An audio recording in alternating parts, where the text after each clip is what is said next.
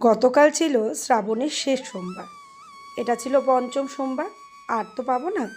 তাই ভাবলাম গেরুয়া বা কমলা এই রকম কালারেরই কুর্তি ছিল আমার কাছে, তো এটা পরেই আজকে শিব ঠাকুরের মাথায় জল ঢালবো। তো কথা মতোই স্নান টান করে রেডি হয়ে আমাদের ঘরে শিব ঠাকুর, আমাদের বাড়িতে আবার দুটো শিব ঠাকুর আছে। মা ঘরে কালো শিব ঠাকুরকে পূজা দেয়, আর বিন্দাজি পাড়ে সাদা শিব ঠাকুরের পুজো হয়। তো এখানেই ফুল বেলপাতা ফল দিয়ে ঠাকুরকে পুজো দিয়ে দিলাম। তারপরে থাকে সকাল থেকে আমার 2 ব্যাচ পরপর টিউশন। তো এখানে ক্লাস 11-এর পরপর দুটো ব্যাচে টিউশনের পড়াশোনা চলছে। এক ব্যাচে টিউশনের পড়া ছিল, আর এক ব্যাচে ছিল পরীক্ষা।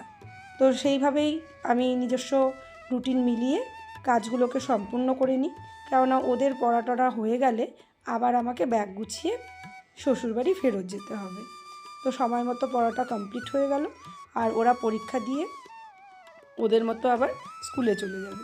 তাই যারা স্কুলে যায় অনেকেই স্কুলের ইউনিফর্মেই একবারে পড়তে আসে, পড়া শেষ হলে এখান থেকে ডিরেক্টলি স্কুলে চলে যায়। ময়নাগুড়িতে মোটামুটি আমার বাড়ির থেকে 5 মিনিট দূরত্ব, 2 মিনিট দূরত্বের মধ্যেই 3-4টা স্কুল রয়েছে।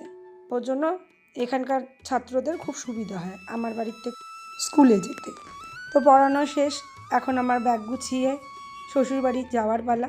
আমাদের বাড়িতে দেখো এই ফুলটা কি সুন্দর, এটা খুব ফুটেছে, আর এই ফুলের এত সুন্দর গন্ধ হয় না, যে চারদিকটা একদম গন্ধে খুব সুন্দর লাগে। তো আসার পথে ফুল নিয়ে বেরোলাম মনটাকে ভালো করার জন্য। আর এসে দেখছি, এইটা তো আমার সাথে প্রত্যেক সোমবারই হয়, এই বোলে বমের টাইমে তোমরা সবাই জানো ময়নাগুড়িতে কীরকম ভিড় থাকে। তো প্রায় 1 ঘন্টা 15 মিনিট ধরে আমি এই বাইপাসে ইন্দিরা মোড়ে দাঁড়িয়েছিলাম, কিন্তু একটা গাড়ির কোনো ঠিক ঠিকানা নেই। যত গাড়ি আসছে সব একদম ভর্তি করে আসছে। বেশিরভাগ গাড়ি তো ময়নাগুড়িতে এসে শুধু প্যাসেঞ্জার নামাচ্ছে, তুলছেই না। তারপরে অনেক কষ্টে একটা আলিপুরের গাড়ি পেলাম, সেই গাড়িতে দেখো ঝুলতে পারলে আসছি। এত লোক যে পা রাখার অবধি জায়গা নেই। এটা আমি তোমাদেরকে দেখাচ্ছি ফালাকাটার দৃশ্য। ফালাকাটাতে দেখো চলে এসেছি, তারপরেও এতটা ভিড়। আমি কালকে ময়নাগুড়ির থেকে পলাশবাড়ি অবধি দাঁড়িয়েই এসেছি, এক ফোঁটা বসার সিট পাইনি। তো এই গরমের মধ্যে দাঁড়িয়ে আসার কষ্টটা কী ভাবো, পা ধরে গেছে। এখন এসে সংসারে উপস্থিত হলাম, এসেই দেখি আমার ঘরের অবস্থা একদমই তছনছ হয়ে আছে। আমি নেই মানে আমার ঘরগুলোও একদম অবস্থা খারাপ। আর আমি এইভাবে তো থাকতে পারি না, তাই আবার ঝাড়ুঝাঁটা হাতে নিয়ে সুন্দর করে গুছিয়ে টুচিয়ে সবার আগে ঘরটাকে পরিষ্কার করে নিলাম। ঘর পরিষ্কার না থাকলে আমাকে ওখানে কেউ রাখতে পারবে না। ওই অপরিষ্কার ঘরে আমার একদম না হবে ঘুম, না হবে শান্তি। এই বেড কভারটা নতুন নিয়ে এসেছিলাম, এটা পেতে দিলাম। ঘরটা এখন দেখো কত পরিষ্কার পরিচ্ছন্ন সুন্দর লাগছে। সুন্দর ঘরে ছোটও যদি হয় ঘরটা, তবুও না মনটা ভালো থাকে।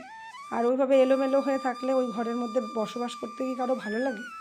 তো এই তো সংসারী মানুষদের জীবন, বাইরে কর্ম, বাড়িতে সংসার, সব দিকটা একভাবে সামাল দিতে হয়। আশা করি আজকের ভিডিওটা তোমাদের ভালো লেগেছে।